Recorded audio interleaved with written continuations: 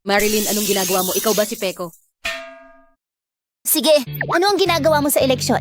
Tourship yan. Mukhang interesante kaya binili ko. Parang nakakakaba ang trabahong to, kaya sana manahimik ka hanggat maaari.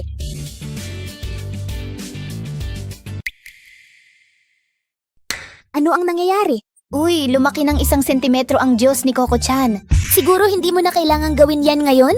Sinabihan kitang manahimik, diba? Pasensya na po. Coco-chan, tumahimik na tayo.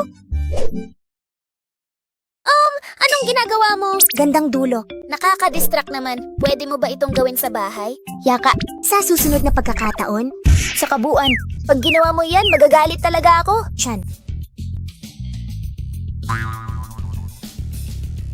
Kormoran na kakadiri. Tumikhim si Coco-chan at sinubukang umiling ng kapitan. Delikado yan. Kailangan kong itulak ang pader. Ah, ganon? Oh. Magandang umaga. Maraming salamat po. Kaso,